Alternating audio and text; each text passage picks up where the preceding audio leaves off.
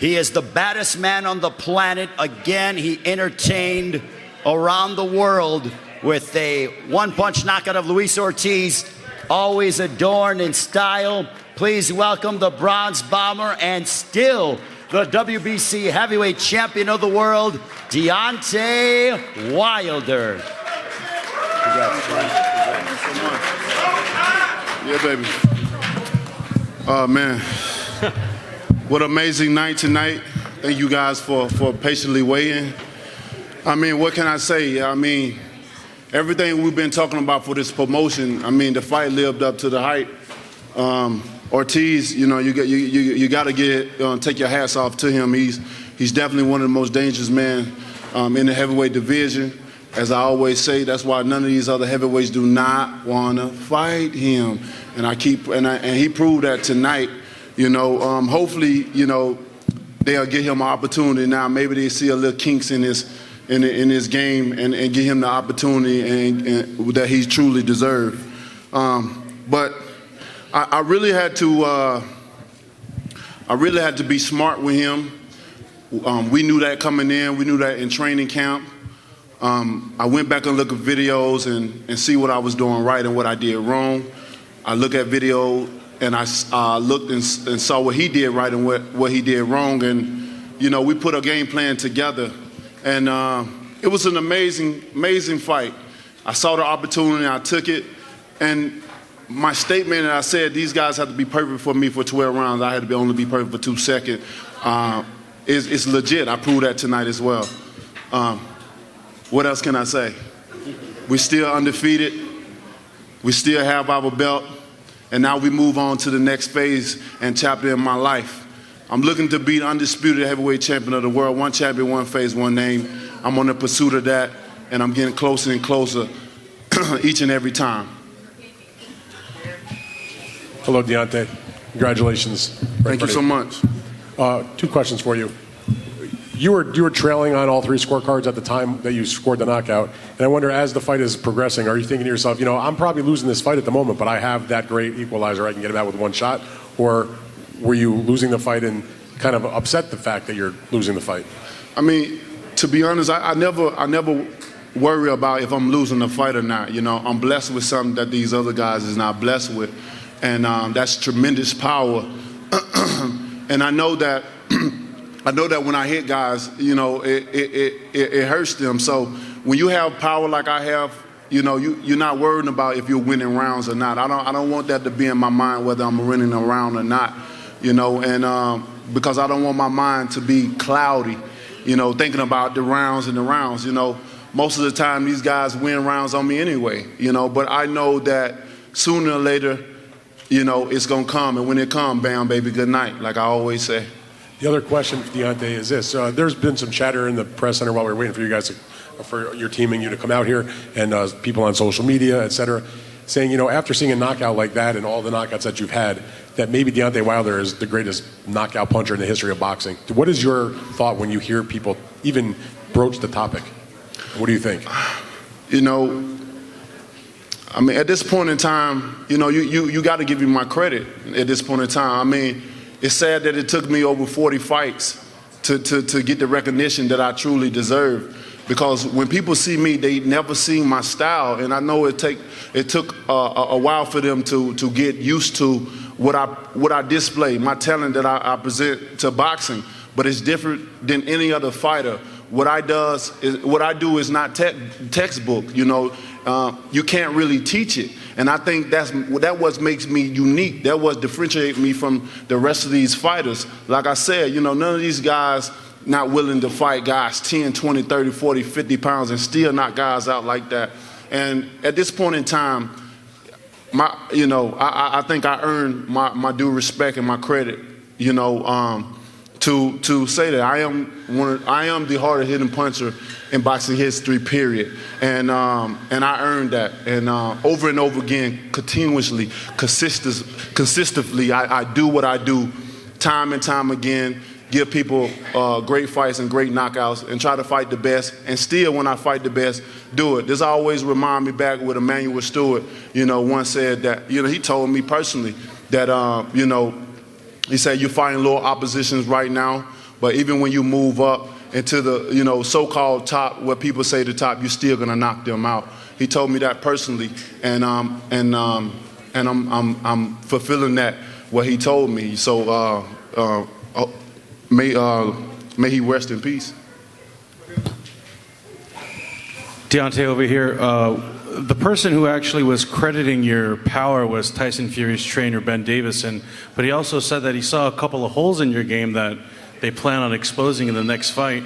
Considering that Fury was outboxing in the first match, how do you go with a different game plan in a second fight, considering the circumstances? Well, each and every fight, every fighter, every time a person fight, they, that's the saying. We see different holes, we see different things. You're not going to be perfect in a fight. No one is. So, I hope he took notes and carry it back, to this camp, because I'm going to knock Fury out like I did the first time. Point blank, period. And so I'm not worried about anything what anyone says. I'm proven. These guys, if they were so sure about certain things, and if they seen so much, he would have took the rematch immediately. I'm not around here running around doing 100,000 things. I was the one that demanded the rematch soon as possible, especially when it was a controversial decision. I'm the one fighting the best of the best in the division. I don't see no other fighters risking any fights. Last time I checked, Fury only had two big fights on his resume, and that's a win against Klitschko and a knockout against me. And the last two was against, up-and-coming fighters. Look at me. I'm putting my title on the line each and every time. And I'm only getting better and better and better with the timing and the setting up these fighters. So come February, I hope they're ready, because I'm ready. I'm in great shape. This is going to be a quick turnaround for me. I haven't done this since the beginning of my career, and this is going to only make me better, fighting the oppositions that I'm fighting, doing it often and getting ready to go back in there February again. So I wish those guys good luck. I hope Ben took a lot of notes, and because I'm ready. Deontay, right in front, congratulations on the win. First question, have you ever hit any one person harder with one punch than you hit Ortiz tonight? And if you have, who was it? When people ask me which one is my favorite knockout, I always go back to the Spuka knockout. I think that was the most devastating knockout that I've ever hit a fighter with, or hit you know what I'm trying to say. I never seen nothing like that. I really thought I killed Spuka at that point in time, man. When you hit a guy like that and he come out of the hospital, still had the hospital gown on, something. That was a good night for me and a bad night for him. But I'm always amazed at myself when I knock guys out. When I go back and see it, I'm always amazed at what I've done. Although I am the one that's doing it, but it don't register in my head at that moment in time until I go back and actually really sees it. No one is doing what I'm doing, with devastating knockouts like that. That's what I give to people, devastating knockouts. And to see the reaction of their body when they hit the canvas is just unbelievable, So I'm just happy to be in this division, the heavyweight division, where it once was in a dark place and now it's just on fire, and I'm just happy to be a part of it. The other question, you said you didn't care about the scorecards, but I was just puzzled. You weren't throwing a lot of punches at all. You were sitting there, and I thought maybe you'd start throwing the right hand to try to break something open, but you didn't do it. Why were you being so economical with the punches and waiting and so patient? I had to be with a fighter like Ortiz that had 500 fights. You got to be smart with a fighter like that. You just can't go in and do anything with him.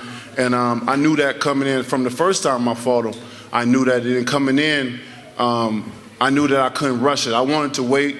I wanted to wear him down a little bit. I wanted to measure him. I wanted to go different angles at him. I wanted to see how he react when I do this, how he react when I do that, And most of all, I just wanted to have fun in there. And I think I accomplished, everything tonight. And when I actually found the shot that I was looking for, bam, baby, good night.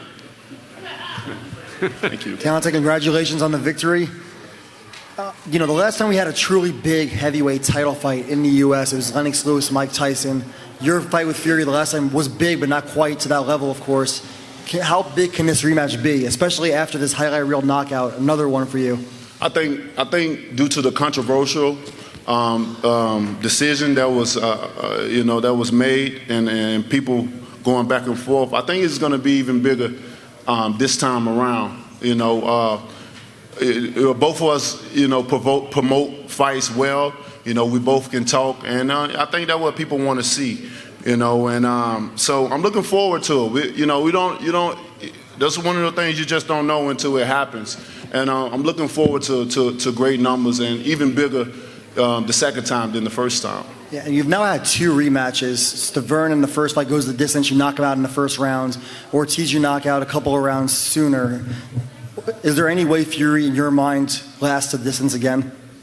I've never been good with predictions. That's one thing about me. But like I said before, don't blink. You just never know what's going to happen until it's happened. And that's the amazing thing about me, Every fighter that fights me, they put up an amazing fight because they know what they in for. Their life is really on the line, and you must say it because I am the most devastating knockout artist in the heavyweight division by far. And when you fight me, you got to be careful, and so I'm looking forward to it. I'm looking forward to, fighting a lot of the top guys in the division. I said I only have 6 years in this sport that I want to dedicate my love, my energy, and passion to, and I mean that. So, I ask everyone, give me my roses right now. Give me my due respect and my credit right now. I am here, and I ain't going nowhere. My style is here. What I bring to boxing is here, and I ain't going nowhere. People always talk about skills and skills and skills, but as I can see it, I'm still undefeated. I'm knocking out everyone in our face, and these guys that have skills, they getting beat. So I mean, something got, I mean, it speaks for itself. So at this point in time, I need my due respect, please.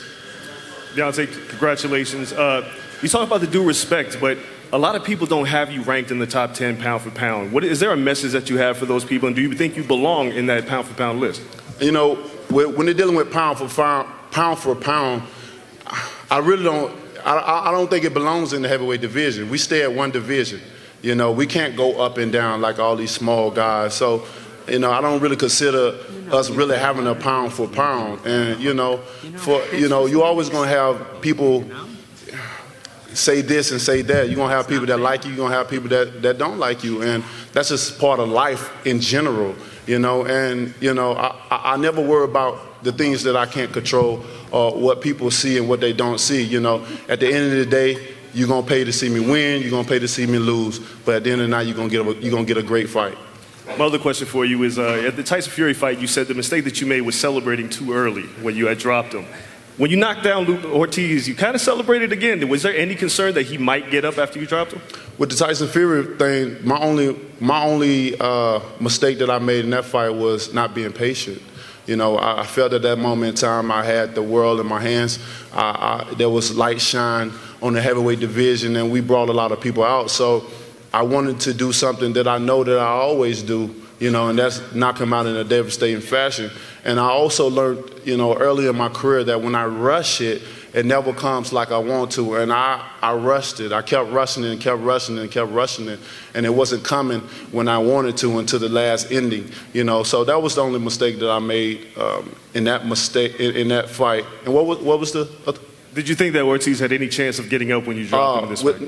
The way that he fell, and the way that he fell and the way his body language was looking, it was one side of me was like, man, he can't get up.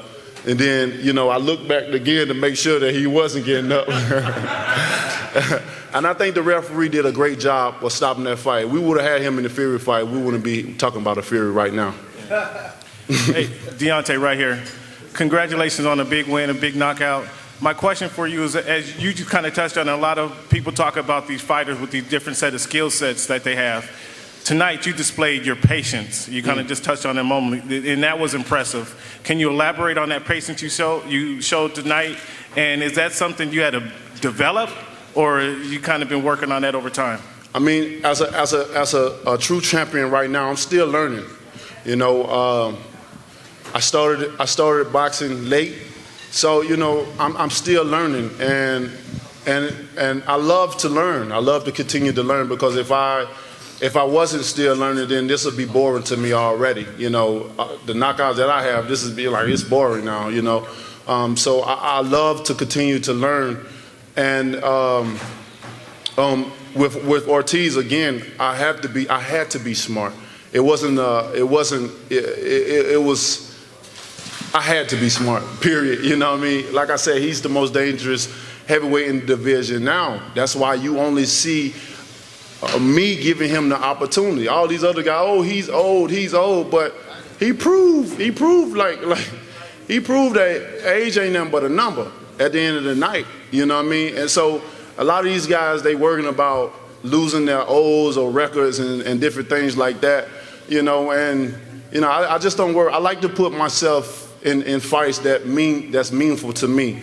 You know, I'm looking for legacy. You know, when I end my career, and when people think about boxing, the first name I want people to come to mind is Deontay Wilder. He did it better than anyone has ever done it. Even when the entrance, when I come in with my uniforms, no one's doing it, you know, like I'm doing it. And, you know, it ain't to boast or brag. It's just when I look at the landscape of things and when I see what people want and stuff, that's what I want to give. I want to give people what they want to see. That's dramatic knockout and nice fashion, and that's what I bring all the time. I'm a true champion. Who inspires your outfit? Myself, you know, and I got a great team as well. I got a great team that makes things for me, and we collaborate. Most of the time they have things planned already in their head, and we're working on the next outfit right now. Deontay, on your last fight with Ortiz, you were buzzed in the 7th round, and then you knocked him out in the 10th round. This time, in the 7th round, you knocked him out. What were you thinking before that knockout, and what did you see? Before the knockout, I was just thinking that I wanted to calculate his movement. It was one point in time where I think throughout the whole fight, we was both calculating each other. I would see that he was looked down at my feet, and I would see that. See, I don't have to look down because my peripheral is amazing, so I can look in the eyes and still see his whole body. We was definitely, you know, like a tug-of-war, battling between the feet positionings. I wanted to get him at a certain angle before I really just threw the right hand, you know. I didn't really commit too much to any punches because it was just calculation, you know. And I had to do that with a fighter like Ortiz. You gotta do that, you know. You just can't go in there and do anything with him. He's too experienced to go in there. It'll be foolish of me, you know, and I'm not too naive to think that, oh, I'm the baddest man on the planet and I'm the champion and I have power just to go in there and do anything. That's not me, you know. I give him all the respect. I respect him right now, and I respect him forever, you know, for the fighter that he is. He's a tremendous fighter. He has a tremendous skill, you know. I wish I had some of those skills. So if he retires, I hope that just come and wash out on me while I'm still here. But it was an amazing fight at the end of the night, and you can't ask more from two fighters in the ring.